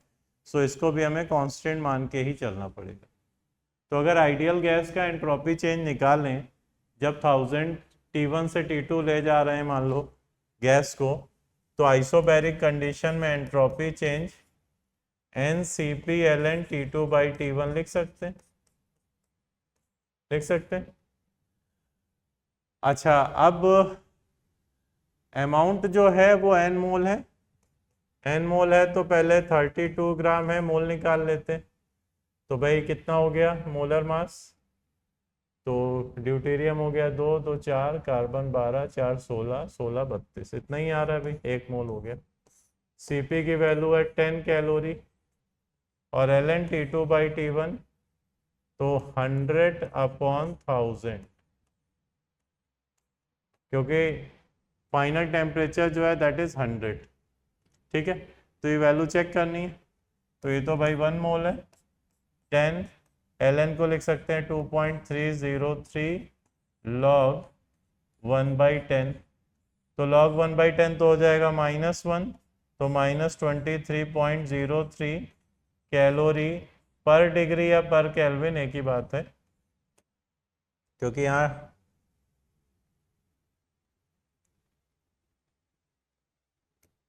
ठीक है, इस तरीके से हम निकाल लेंगे। तो आंसर क्या दिख रहा है वैसे? ए ऑप्शन दिख रहा है -23.03। यहाँ दो चीज़ें एज्यूम करनी पड़ रही हैं, एक तो सीपी की वैल्यू, टेम्परेचर डिफरेंस तो बड़ा है बट कुछ दिया नहीं क्वेश्चन में, तो हमें कांस्टेंट मान के चलना पड़ रहा है। दूसरा, इस वेपर को आइडियल एज्यूम करना पड़ रहा है। तो अगर कुछ नहीं दिया है क्वेश्चन में जो रिक्वायर्ड है, तो हम डिफ़ॉल्ट कंडीशन कंसीडर करते हुए फिर आगे बढ़ते हैं, जो बेस्ट आंसर लगे उसको टिक करते हैं।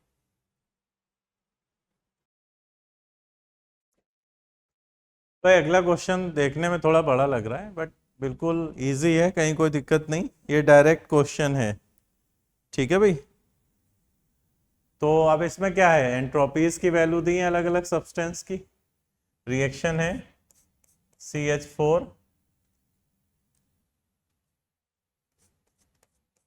+ 2O2 से CO2 + 2H2, ये रिएक्शन। और रिएक्शन ये, तो इसमें हमें पूछा जा रहा है सिंपली कि डेल्टा एस की वैल्यू रिएक्शन के लिए क्या होगी। तो भाई प्रोडक्ट की एंट्रोपी माइनस रिएक्टेंट की एंट्रोपी डायरेक्ट लिख सकते हैं। तो प्रोडक्ट में क्या है, एक तो CO2 गैस है, तो CO2 गैस की 213.6 है एंट्रोपी, +2 × H2O गैस, तो 2 × 69.9 माइनस रिएक्टेंट की एंट्रोपी, तो रिएक्टेंट में CH4 दैट इज 186.2 + 2 × O2, तो 2 × 205, ये। तो अभी देखो प्रोडक्ट की एंट्रोपी माइनस रिएक्टेंट की एंट्रोपी, अब सॉल्व करते हैं, देखते हैं कितनी वैल्यू आएगी ये भाई। थोड़ा इसमें कैलकुलेशन तो करनी पड़ेगी।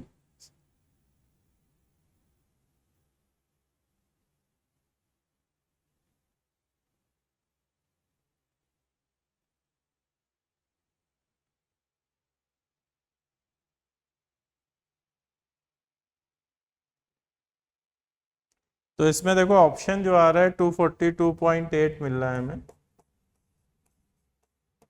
नेगेटिव वैल्यू, तो ये डी ऑप्शन हमें क्लियर कट दिख रहा है। ठीक है ना, तो इस तरीके से आसान क्वेश्चन है, कुछ भी नहीं करना है। डेल्टा एस रिएक्शन पूछा है, हर कंपोनेंट जो रिएक्शन में इन्वॉल्व है उसकी एंट्रोपी की वैल्यू दी है, तो हम प्रोडक्ट की एंट्रोपी माइनस रिएक्टेंट की एंट्रोपी डायरेक्ट कैलकुलेट कर सकते हैं, एंट्रोपी चेंज। भाई स्क्रीन पर ये स्टेटमेंट बेस्ड क्वेश्चन दिख रहा है, इसमें हमें एक तो चेक करना है पहले स्टेटमेंट करेक्ट है या नहीं, फिर प्रॉपर रीजन आ रहा है स्टेटमेंट या नहीं, चेक करते हैं भाई।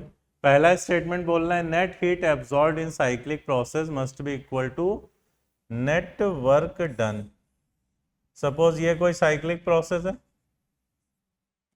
तो हमें पता है कि साइक्लिक प्रोसेस में डेल्टा यू तो भाई 0 होता है। क्यों?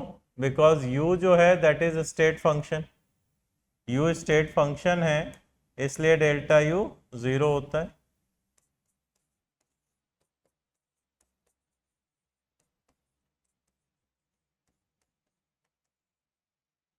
दूसरा, अब u भाई ये हो गया, तो q + w = डेल्टा यू, यही तो फर्स्ट लॉ है। ये टर्म 0 हो रहा है तो q कितना हो गया, -w के बराबर। तो अब तुमसे बोल रहे हैं net heat absorb must be equal to net work done. तो अगर W नेगेटिव है तो Q आएगा पॉजिटिव। इसका मतलब जितना वर्क करेगा सिस्टम उतनी ही नेट हीट एब्जॉर्ब करेगा। तो भाई पहला स्टेटमेंट अगर देखें तो ये तो ट्रू है, और उसका रीजन क्या आ रहा है भाई, इंटरनल एनर्जी स्टेट फंक्शन है, इसलिए साइक्लिक प्रोसेस में चेंज कितना आता है इसका, 0। और वही सेकेंड स्टेटमेंट बोल रहे हैं because internal energy state function. तो भाई ट्रू तो ये भी है, और फर्स्ट स्टेटमेंट जो है उसका रीजन आ रहा है कि नहीं है, तो रीजन आ रहा है, तो करेक्ट एक्सप्लेनेशन है। इस वजह से आंसर हम क्या टिक कर सकते हैं, ए पार्ट। डायरेक्ट क्वेश्चन है, वैसे ज़्यादा कुछ है नहीं, ये हम लोग पढ़ते ही रहते हैं इस तरीके से।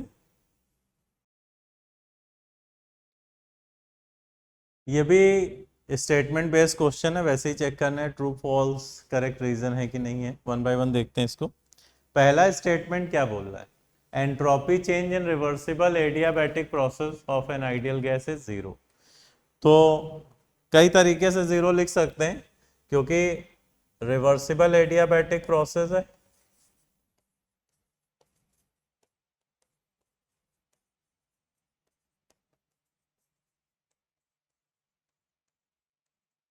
तो जो Q की वैल्यू है वो एक तरीके से क्या मिलेगा हमें, Q रिवर्सिबल, और ये वैल्यू आती है 0। तो डेल्टा एस लिख सकते हैं हम Q रिवर्सिबल बाई T, तो ये वैल्यू आती है 0। अच्छा, हमको एक चीज और पता है कि आइडियल गैस का एंट्रोपी चेंज हम इस फार्मूले से भी तो निकाल सकते हैं, NCV ln T2 by T1 plus NR ln V2 by V1, यहां से भी 0 आएगा। अब तुम्हें पता है एडियाबैटिक रिवर्सिबल प्रोसेस में एक्सपेंशन जब कराते हैं तो टेम्परेचर होता है डिक्रीज, और टेम्परेचर डिक्रीज तो ये टर्म तो है नेगेटिव, एक्सपेंशन की बात हो रही, और V2 बाई V1 क्योंकि एक्सपेंशन हो रहा है तो भाई वॉल्यूम तो बढ़ेगा, और वॉल्यूम बढ़ेगा तो ये टर्म आता है पॉजिटिव। तो इस तरीके से हम देखें तो दोनों value equal and opposite sign की होती हैं, जो वैल्यू इसको क्या कर देंगी, नेट सम को 0। चाहो तो इसको चेक भी कर सकते हो भाई, हमें पता है कि T1 V1 to the power gamma minus 1 equal to T2 V2 to the power gamma minus 1 लिख सकते हैं एडियाबैटिक प्रोसेस में। तो T2 बाई T1 को V1 by V2 to the power gamma minus 1 रख लेंगे। तो अगर भाई इसको डालते हो T2 बाई T1 की जगह तो सॉल्व होके तुम्हें वैल्यू 0 मिल जाएगी फॉर एडियाबैटिक रिवर्सिबल प्रोसेस। तो देखो पहला स्टेटमेंट तो है ही करेक्ट, दूसरा भी करेक्ट है, और उसका रीजन भी प्रॉपर आ रहा है। तो आंसर इस केस में हम क्या लिख सकते हैं, ए ऑप्शन। ठीक है भाई, प्रॉपर क्वेश्चन है और बड़ा कॉमन क्वेश्चन है, बार बार आता है, तो इसको हम ध्यान रखें, कॉन्सेप्चुअल है ये चीज।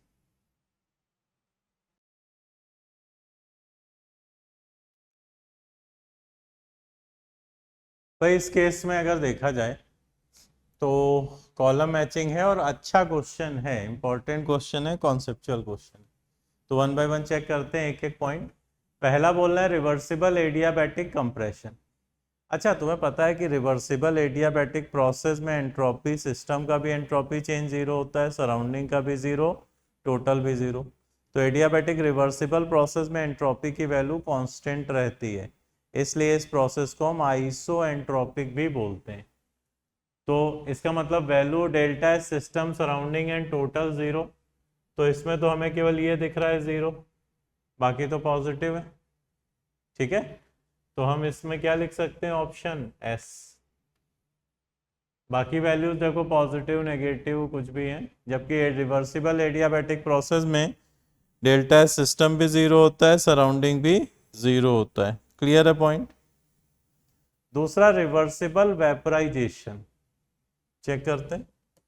जैसे बी में रिवर्सिबल वेपराइजेशन है, मीन्स लिक्विड गैस में कन्वर्ट हो रहा है, तो भाई एंट्रोपी डिसऑर्डर तो बढ़ेगा ना, तो डेल्टा एस सिस्टम तो आएगा देखो भाई पॉजिटिव, और लिक्विड को अगर गैस में बदलते हैं तो डेल्टा एच की वैल्यू आती है पॉजिटिव, मतलब क्यू की वैल्यू आती है पॉजिटिव। तो डेल्टा एस सराउंडिंग अगर निकालें तो माइनस क्यू बाई टी होता है कि नहीं, तो ये वैल्यू आएगी नेगेटिव। और वैसे भी पता है कि रिवर्सिबल जब बोला है तो डेल्टा एस टोटल तो जीरो आना है। तो सिस्टम का अगर पॉजिटिव है, डिसऑर्डर बढ़ रहा है, तो सराउंडिंग में डिसऑर्डर उतना ही कम होगा।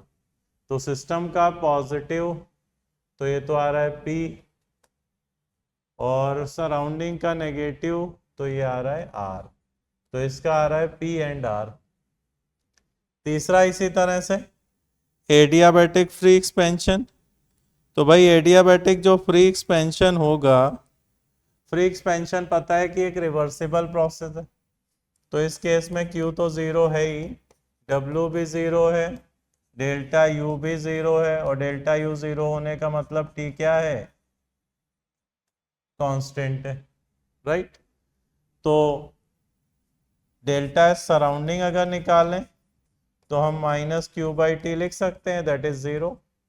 और डेल्टा एस सिस्टम निकालें तो क्योंकि आइसोथर्मल प्रोसेस है, फार्मूला तो वैसे N C V L N T two by T one पूरा लिख देते हैं, plus N R L N V two by V one. तो देखो टी वन टी टू बराबर है तो ये टर्म तो जीरो हो जाएगा, लेकिन L N V two by V one कैसा आएगा, पॉजिटिव, बिकॉज एक्सपेंशन का प्रोसेस है ना। तो डेल्टा एस सिस्टम कैसा दिखेगा, पॉजिटिव। तो डेल्टा एस सिस्टम है पॉजिटिव और डेल्टा एस सराउंडिंग है जीरो, तो पी एस, ठीक। और last dissociation of calcium carbonate. तो भाई अगर डिसोसिएशन ऑफ कैल्शियम कार्बोनेट में चेक करें तो एक तो डेल्टा एस तो पॉजिटिव होता है डिसोसिएशन का, हमें पता है, और इसमें गैस के नंबर ऑफ मोल बढ़ रहे हैं, तो डेल्टा एस सिस्टम कैसा होगा, पॉजिटिव। डेल्टा एस सिस्टम इसका पॉजिटिव दिखेगा। अब डेल्टा एस सराउंडिंग देखोगे तो भाई माइनस क्यू बाई टी लिख सकते हो डेल्टा एस सराउंडिंग को,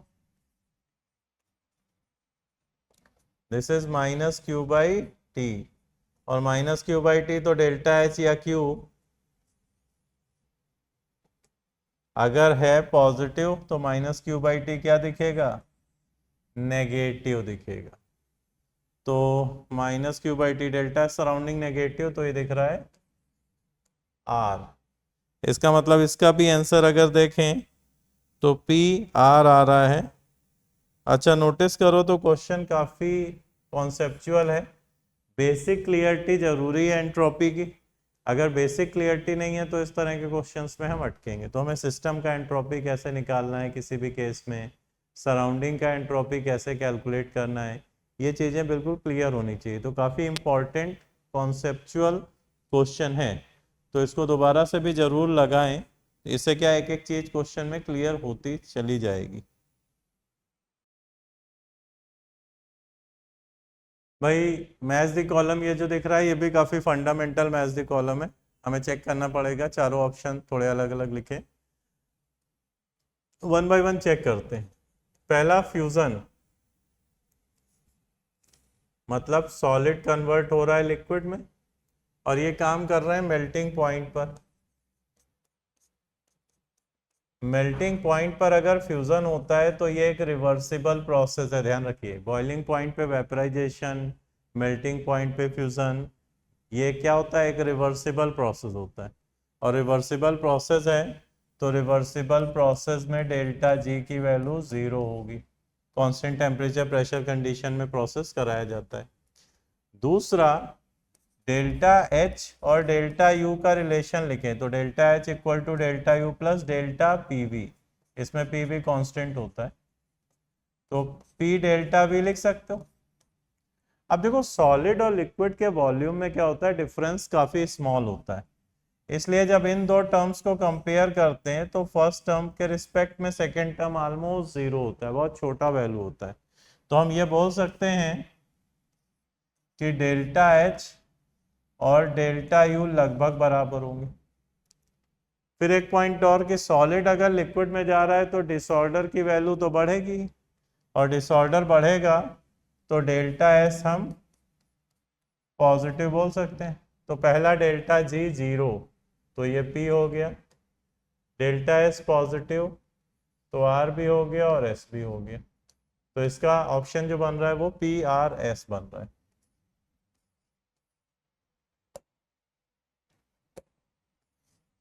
इसी तरह बी भी चेक कर लेते हैं। बी बोलना है वेपराइजेशन एट बॉइलिंग पॉइंट। देखो सिमिलर चीज हो गई।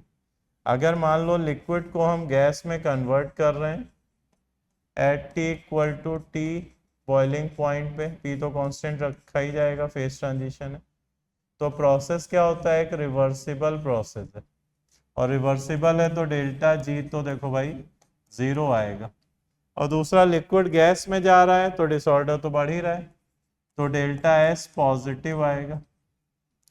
अब अगर डेल्टा एच और डेल्टा यू में रिलेशन निकालें तो delta H is delta U plus delta N G R T, और डेल्टा एन जी इस केस में आता है 1। अब यहाँ आर टी की वैल्यू सिग्निफिकेंट होती है, यहाँ क्या होता है, आर टी का वैल्यू सिग्निफिकेंट होता है, तो delta H greater than delta U दिखेगा। मतलब यहाँ हम अप्रोक्सीमेटली नहीं बोल सकते कि ये वैल्यू 0 होगी, यहाँ delta H greater than delta U दिखेगा। तो अगर देखें भाई डेल्टा जी 0 ये तो मैच कर रहा है, डेल्टा एस ग्रेटर देन 0 ये भी मैच कर रहा है, और इसके अलावा कोई मैच नहीं कर रहा है। तीसरा इसी तरह कंडेंसेशन एट ट्रिपल पॉइंट। तो कंडेंसेशन का मतलब हो गया कि भाई गैस जा रही है लिक्विड में और ट्रिपल पॉइंट पे,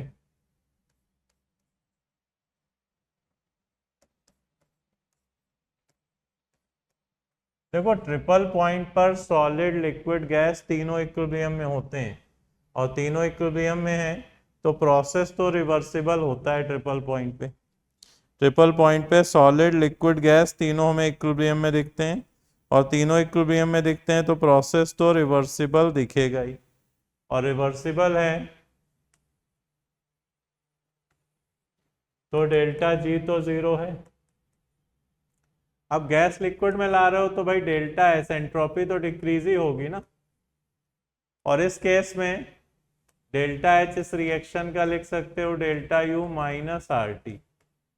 इसका मतलब डेल्टा एच डेल्टा यू की वैल्यू बराबर नहीं होगी, तो डेल्टा जी 0 है और डेल्टा एस नेगेटिव है। तो देखो डेल्टा जी 0 तो पी तो आ रहा है, डेल्टा एस नेगेटिव कोई ऑप्शन नहीं दिया है तो अकेला पी है।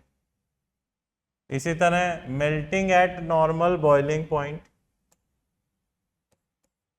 मेल्टिंग अगर कर रहे हो, मान लो सॉलिड को लिक्विड में ले जा रहे हो, लेकिन ये काम T equal to T boiling point कर रहे हो, तो T बॉइलिंग पॉइंट तो greater than T melting point है ना, तो इस कंडीशन में प्रोसेस कैसा हो जाएगा, इरिवर्सिबल। तो अपने आप ही प्रोसेस होता चला जाएगा, तो अपने आप प्रोसेस होता चला जाएगा तो डेल्टा जी तुम्हें नेगेटिव दिखेगा, 0 नहीं है इस केस में। और सॉलिड लिक्विड में कन्वर्ट कर रहे हो तो डेल्टा एस तो पॉजिटिव है ही, और दूसरा सॉलिड लिक्विड के कन्वर्जन में डेल्टा एच डेल्टा यू लगभग बराबर होते हैं, तो ये चीजें तुम्हें नजर आएंगी। तो इसमें चेक करें कौन कौन से ऑप्शन है। तो भाई डेल्टा जी नेगेटिव है तो क्यू तो आ रहा है, डेल्टा एस पॉजिटिव है तो आर भी आ रहा है, और एस भी आ रहा है, तो इसका ऑप्शन जो मैच कर रहा है that is Q R S. ठीक है, अच्छा क्वेश्चन है काफी। एक एक चीज हमें ध्यान से चेक करनी पड़ रही कि कब प्रोसेस रिवर्सिबल है, कब प्रोसेस इरिवर्सिबल है, तभी एक एक चीज क्लियर करते हुए हम कैलकुलेशन कर पाएंगे। ठीक है ना भाई, इस तरीके से हम इसको चेक कर सकते हैं। अच्छा क्वेश्चन है, रिवीजन में जरूर दोबारा लगाना चाहिए, आपको कई बार लगाना चाहिए ताकि चीजें दिमाग में बिल्कुल फिक्स हो जाएं इसकी। भाई स्क्रीन पर ये जो क्वेश्चन दिख रहा है मैच द कॉलम है, और 1 बाय 1 चेक करना है यहाँ, लेकिन लिस्ट में ऑप्शन दिए, तो ऐसे मान लो आप चेक कर लेते हो, 2 भी चेक कर लिए सही तो भी मैच करा सकते हो। इस तरह के क्वेश्चन थोड़े इजी पड़ते हैं, और सिंपल मैच द कॉलम हो तो आपको बिना ऑप्शन के चेक करना पड़ता है कि क्या क्या उसमें करेक्ट है, एग्जैक्ट मैच कराना पड़ता है। लो देखते हैं भाई, पहला बोल रहे हैं H2O लिक्विड को हम H2O गैस में बदल रहे हैं, और ये काम 363 केल्विन 1 एटीएम पे कर रहे हैं। तो हमको पता है ऑलरेडी कि ये जो प्रोसेस है ये इस कंडीशन में तो इरिवर्सिबल रहेगा ना, क्योंकि प्रोसेस जो है अगर हम 373 केल्विन पर कराते H2O लिक्विड का गैस में कन्वर्जन, तो 373 केल्विन पर ये एक रिवर्सिबल प्रोसेस होता, और रिवर्सिबल प्रोसेस होता तो डेल्टा जी आता 0।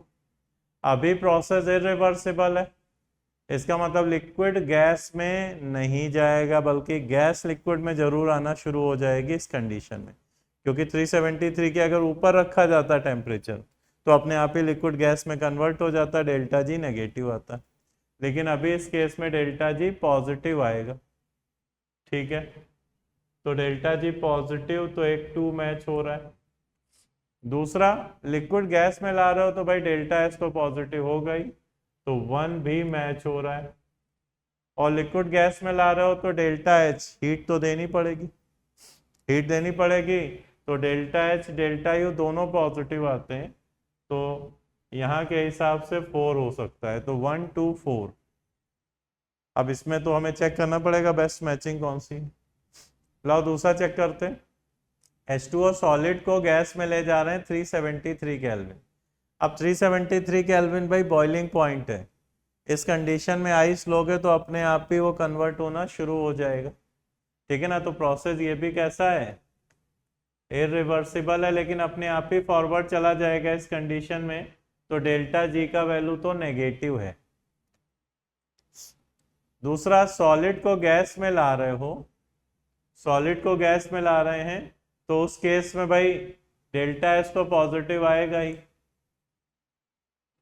सॉलिड को गैस में ला रहे हो, हीट देना पड़ेगा, तो डेल्टा एच पॉजिटिव होगा, डेल्टा यू भी पॉजिटिव होगा, तो इसका देखो 1 4 मैचिंग है। इसी तरह तीसरा आर वाला देखते हैं। 1 atm 273 केल्विन पर लिक्विड सॉलिड इंटर कन्वर्जन हो रहा है, तो इस कंडीशन में ये प्रोसेस कैसा है भाई, रिवर्सिबल है। और रिवर्सिबल है तो डेल्टा जी 0 मिलेगा, यहाँ कहीं डेल्टा जी 0 नहीं है। लिक्विड सॉलिड में जा रहा है तो एंट्रोपी तो डिक्रीज होगी, यहाँ एंट्रोपी चेंज पॉजिटिव है। सॉलिड लिक्विड में जाता तो डेल्टा एच पॉजिटिव होता, हीट देना पड़ता। लिक्विड सॉलिड में जा रहा है तो डेल्टा एच नेगेटिव होगा, तो 3 मैच हुआ, और बाकी कोई मैच नहीं हो रहा। अब तुम ऑप्शन ही देखो, 3R का तो 2 ही में है ना, तो ये दोनों तो वैसे ही गलत हो गए। अब इनमें चेक कर लो, P का 1 2 4 सेटिस्फाई, Q का 2 नहीं सेटिस्फाई, तो ये भी गलत हो गया। तो इकलौता यही ऑप्शन दिख रहा है कि नहीं, तो बस हो गया आंसर। लॉल फिर भी लास्ट वाला चेक कर देते हैं। आंसर तो हम ऐसे एलिमिनेट करके निकाल ही लेंगे जहां 2 3 फाइनल किए। लास्ट में सॉलिड लिक्विड में जा रहा है 1 atm 353 पे। देखो 1 atm 273 केल्विन पर ये प्रोसेस क्या होता है, रिवर्सिबल होता है। लेकिन अभी इस कंडीशन में टेम्परेचर उससे ज़्यादा है, तो अपने आप ही कन्वर्जन होता जाएगा, तो प्रोसेस कैसा दिखेगा, इरिवर्सिबल दिखेगा। और इरिवर्सिबल दिखेगा तो सॉलिड लिक्विड में जा रहा है तो एंट्रोपी तो बढ़ेगी ही बढ़ेगी। इरिवर्सिबल है तो डेल्टा जी नेगेटिव आएगा। सॉलिड लिक्विड में ले जा रहे हो तो हीट तो देनी पड़ेगी, तो डेल्टा एच डेल्टा यू दोनों पॉजिटिव होंगे, तो इसका 1 4 करेक्ट है। तो एग्जैक्टली जो जो करेक्ट है वो हम लोगों ने फाइनली चेक कर ली है। अब मैच लिस्ट है तो मैच करा सकते हैं फटाफट, इजी है। क्लियर है बच्चों। हमें देखो थर्मोडायनेमिक्स में बहुत ज़रूरी है फंडामेंटल बिल्कुल क्लियर हो, तो इसके लिए आप नोट्स तो ढंग से रिवाइज करिए। उसके अलावा एनसीईआरटी की भी लाइन टू लाइन रीडिंग लगाओ। लाइन टू लाइन रीडिंग लगाने का मतलब ये नहीं याद करना है, मतलब जो चीज़ें आपने समझी हैं जब एक बार बुक से रीड करेंगे तो वो चीज़ें और बेटर एब्जॉर्ब होंगी। तो कभी भी कोई स्टेटमेंट वाला क्वेश्चन आता है तो उसमें गलती होने का चांस बिल्कुल भी नहीं रहेगा, क्योंकि इसमें थ्योरेटिकल फंडामेंटल क्वेश्चन काफ़ी सारे बनते हैं, पूछे जाते हैं। और क्योंकि अलग अलग मल्टीपल टॉपिक में यूज़ है, मतलब ये इस तरीके से है जैसे शुगर होता है, सॉल्ट होता है, हर सब्जी में मतलब अलग अलग वेरियस जगह पे यूज़ हो जाता है सॉल्ट का, तो वैसे ही सिमिलर ये है। भाई सब्जी बना रहे हो तो भी नमक यूज़ करोगे, है ना, कुछ भी बना रहे हो बहुत सारी चीज़ों में यूज़ आता है, तो वैसे ही थर्मोडायनेमिक्स है, बहुत सारे टॉपिक्स में इसका यूज़ दिखेगा, ठीक है ना। तो काफ़ी इंपॉर्टेंट है, बड़े ध्यान से करना है इसको।